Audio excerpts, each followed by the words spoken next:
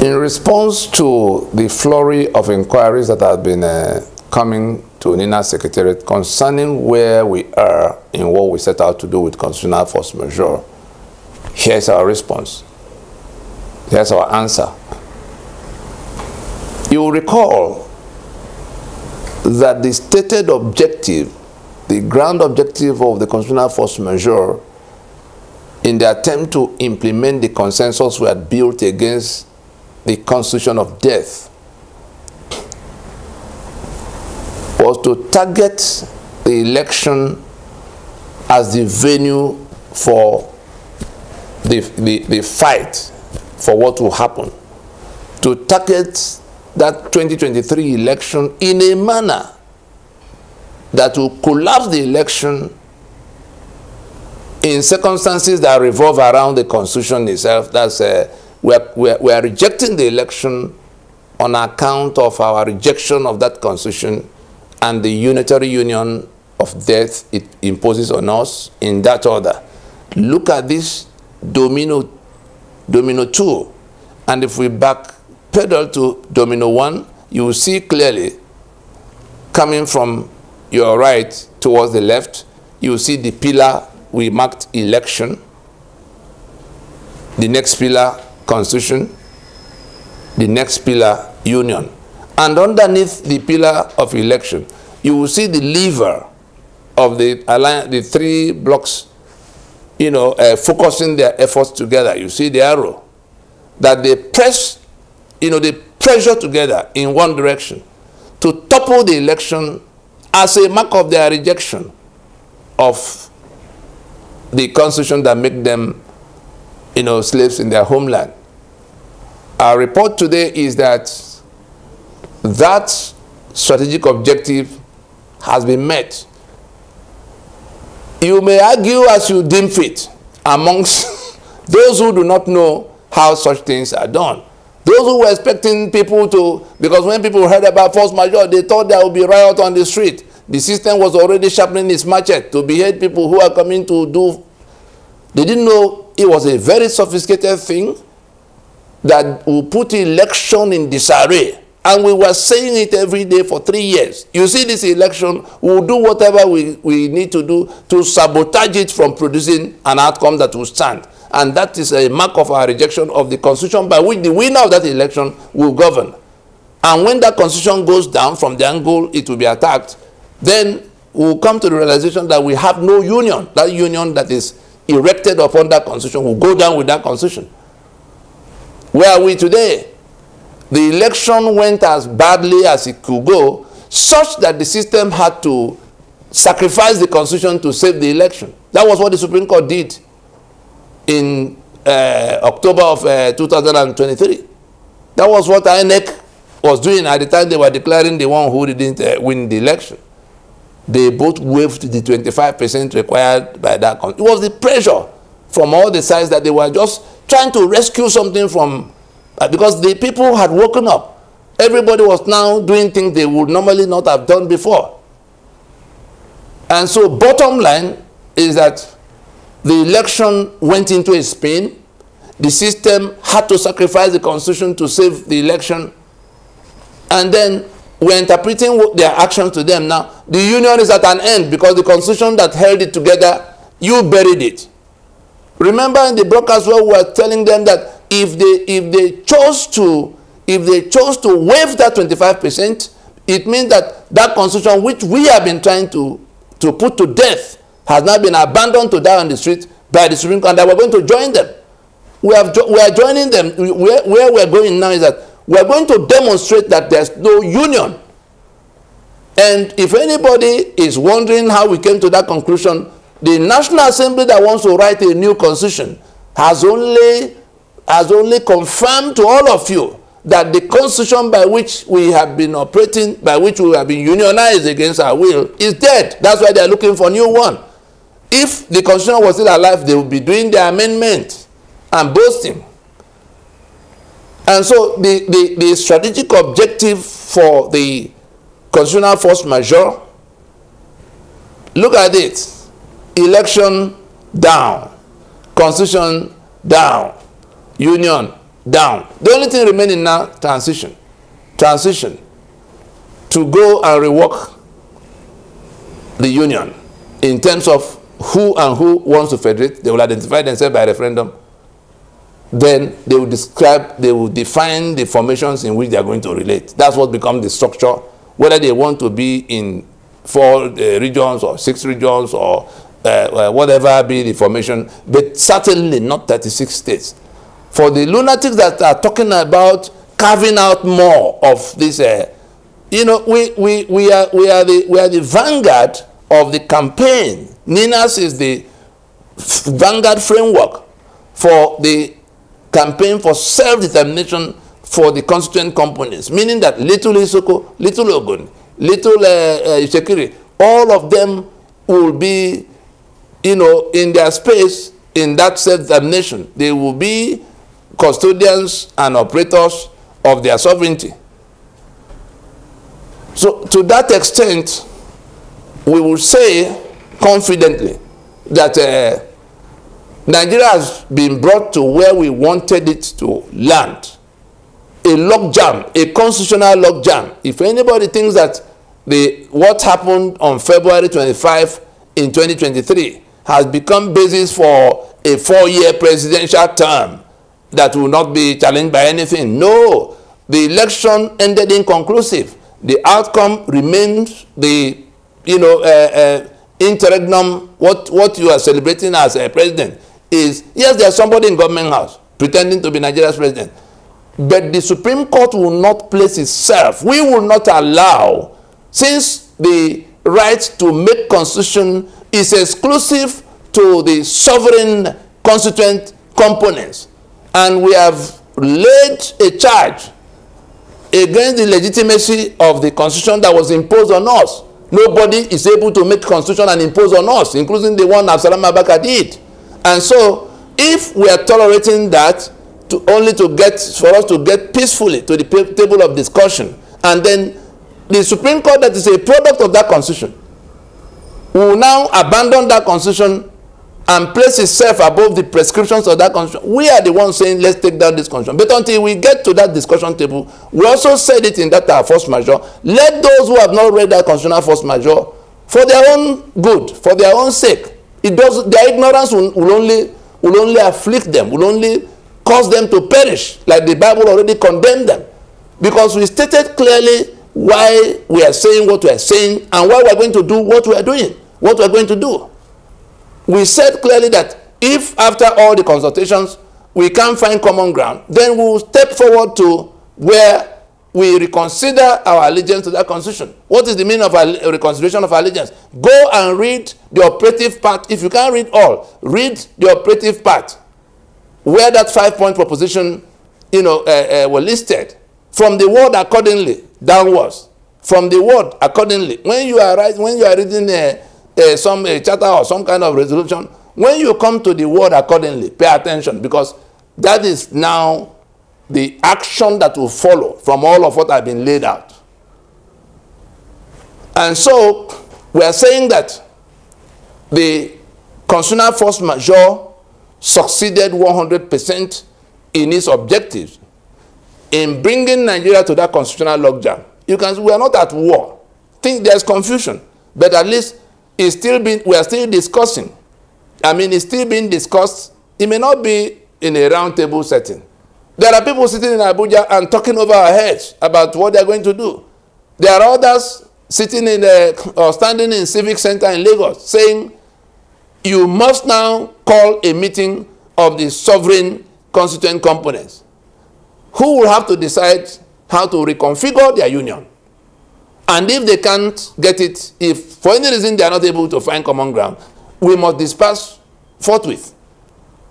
That is where, so the discussion is going on everywhere, but NINAS is trying to bring it to where it can produce an outcome. What is that outcome? Successor protocols. Whether as one political union or independent units of successor sovereign state entities that will emerge from the defunct Federation of Nigeria. There's a country we still call Nigeria. But it's no longer a project. The federation we agreed upon in Lancaster House died in 1966. Those who hijacked the carcass, waving the Nigerian flag and singing Nigerian anthem, as if the hood makes the monk. Even if you force little children or everybody that you can control to sing this anthem 10 times every day as a matter of recitation and recite the pledge, how does that become replacement for what is supposed to be the social contract? For what is supposed to be the social contract, the constitution that I have to agree with you on how we unionize, how we federate. It doesn't replace it. And shame on all of those who gather to sing the falsehood and recite the falsehood. Every stanza. Arise, O compatriots. Who are those compatriots? The Buhari that is leading his people, his Fulani people, to come to kill everybody else? Then we go and pretend that is our compatriot. Or the ones who are sitting in Abuja and sharing trillions while watching the citizens die on the street from hunger.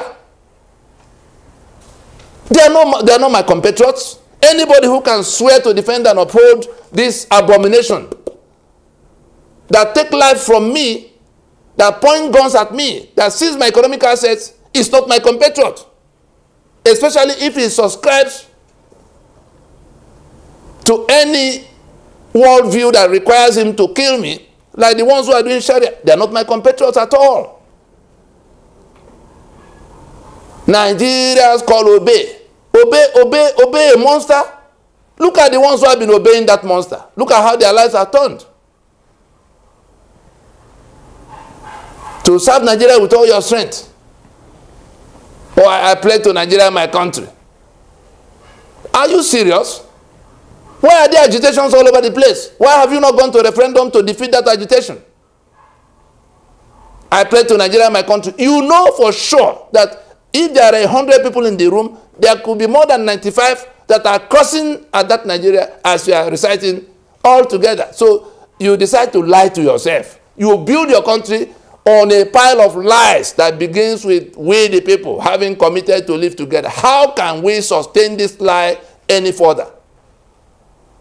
That pile of lies, the Ninas is leading the charge to dismantle that pile of lies.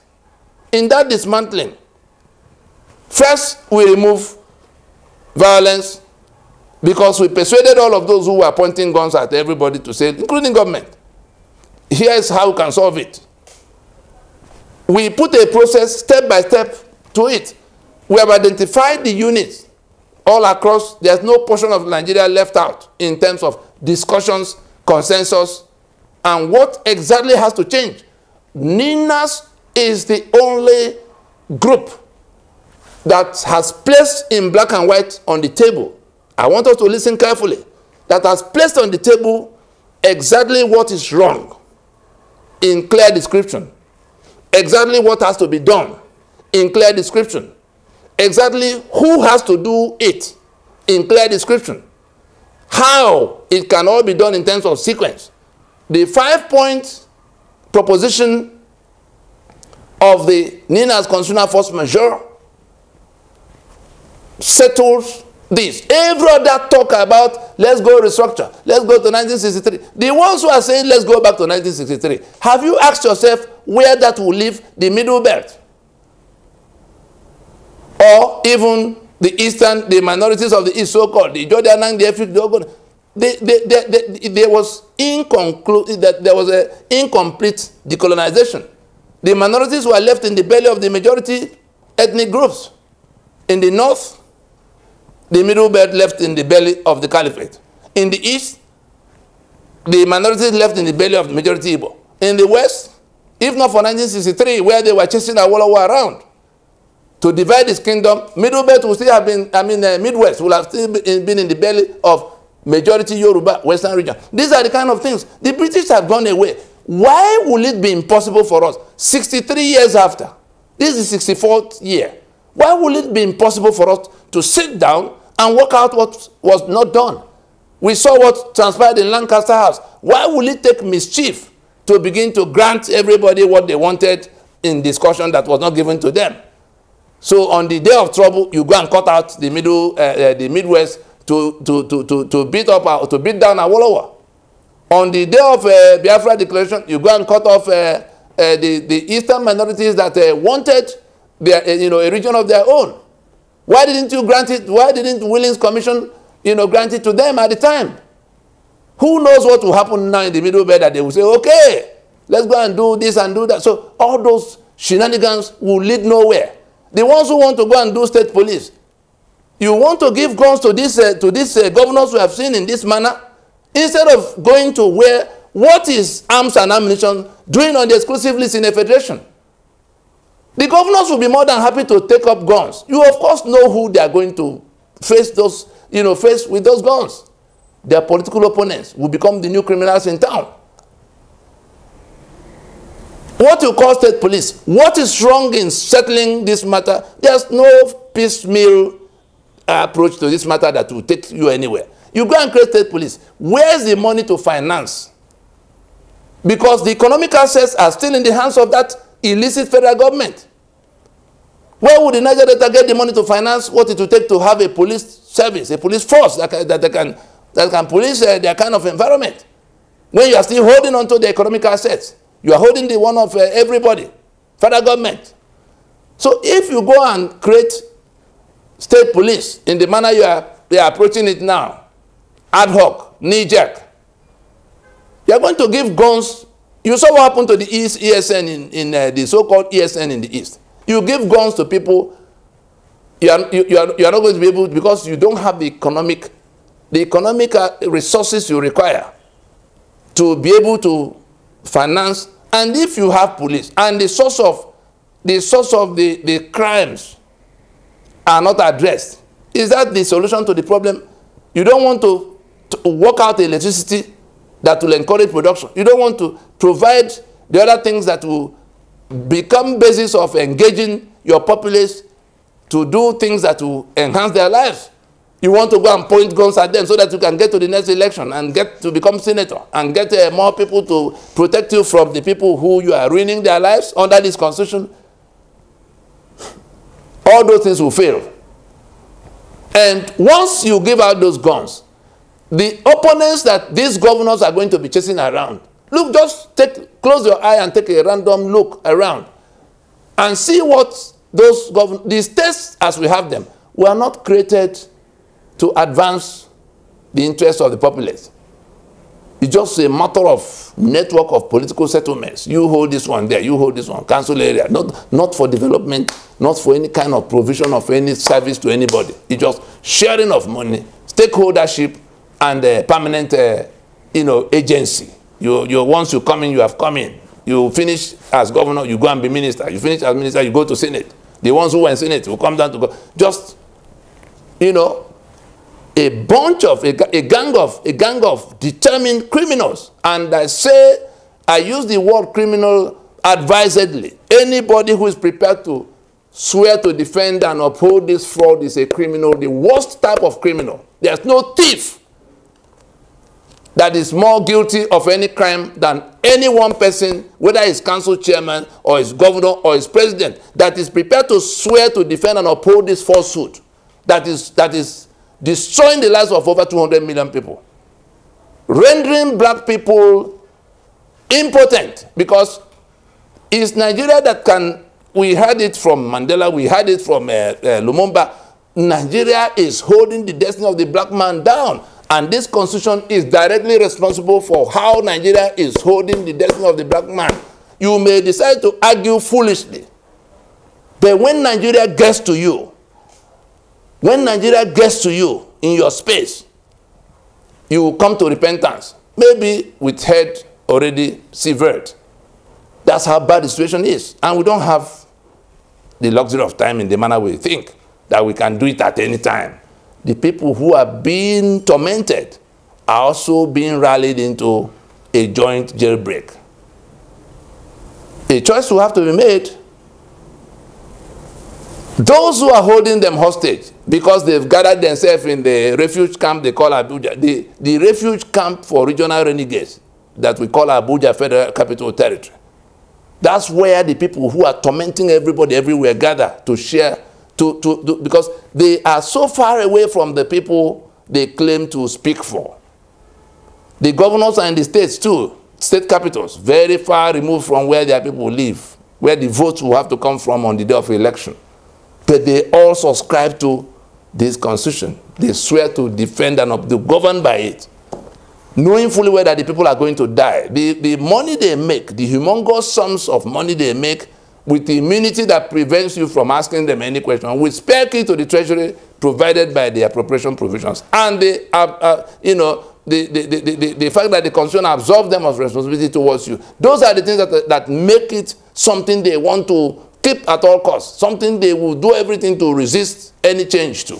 They want this constitution so that they can make their billions. But you will also perish in your penury. Plot a graph since 1999. How has the life of the politician gone? You will see a smooth flight, straight line up. Check the figures. What were they making in the time past every year coming to now? You will see, this is what you see on the graph. The people, where did you meet them in 1999? Here. Where have they gone? This way, this way. They are now going under one after. Once you get to the bottom, you fall under. That's where they say people died. People dying of hunger in a country that has the potential to feed half of humanity. I mean, at least a quarter of humanity. If what is in this place is harnessed. And so it brings us to where the objective of the force majeure to knock down this constitution and end the stupid union of debt that comes with it has been achieved. Where we go next is rallying those who have been locked into that prison they call Nigeria. Whether it's the Yoruba that want Odua Republic, or the Igbo or the East that want Biafra Republic, whatever it is, or the Niger Delta that want the return to controlling, to owning and controlling their resources, or the Middle Belt that is without defense and help for being slaughtered in their own ancestral space. Everything you look for, every change you look for, or the young people that want to see a better country, that say they want to take back their country. Young people, this is who took your country. Those who are rallying you to take back your country. It is by taking down this constitution that you are able to take back your country. Every other thing you are doing is a product of ignorance or dishonesty on the part of the people leading you to say, oh, let's go and replace them in government house. It's not the people in government house that took your country. It is the constitution that took your country and handed to them in the manner they are managing it. The constitution mandated the corruption you see. I've cited the sections to you. They don't owe you obligation. They have the spare key to the treasury. Go and check section 81 and 82. Ask the lawyers you know, especially the ones that go to run their mouths on TV. Ask them whether the president does not have spare key to the treasury. And the governors in section 121, 122. Ask them whether under section 308, the kind of immunity you have there. So they don't owe you obligation in section 6C. They have the spare key to the treasury in section 81, 82 for president, 121, 122 for governors. They all have immunity. You can't question them in all the 8 years they might be in office. They don't. So what country are you taking back? You are slaves in that. You are slaves in that country. The slave had no right, human right, even right to life. You don't have any right at all under this constitution. So to take back your country is to take down this constitution. Anybody who is rallying you to come, let us go to government house so that the PDP will replace APC or Labour Party replace PDP, they are lying to you. We challenge them, get this video, bring them to answer to it. If they dare, if they think they have answers, let us have a debate. Let us have a debate. The media have been pretending they do not understand what is being discussed. We will not say any more thing to you. But when the flood will come, It will carry everybody, including the media that is pretending around this subject matter. Every day you tune the TV, they are discussing inanities, inconsequentials. Who has rigged more? Who has stolen what? You leave the robbery gang intact, and you're coming to entertain me with the story of another goat that was stolen. Yesterday you discussed chicken that is stolen. Today you bring goat. Next day they say cow is stolen. But you do not want to partake in the discussion about the robbery gang that we are saying, let us dismantle this robbery gang. Nigeria is a criminal enterprise under this constitution. Everything you see, whether people are killing people or stealing the treasury dry, or even the impunity of saying, what can you all do to us, in the manner we see all the time. This is where it's flowing from. And so, if the media is not prepared to join that discussion, if Labour Congress is not prepared to join that discussion, then you have chosen to die in your misery.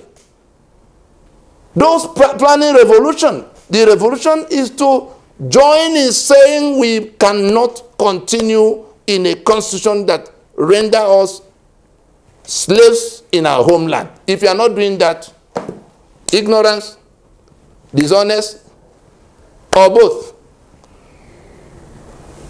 That brings me to, what shall we do now that we have defeated this constitution?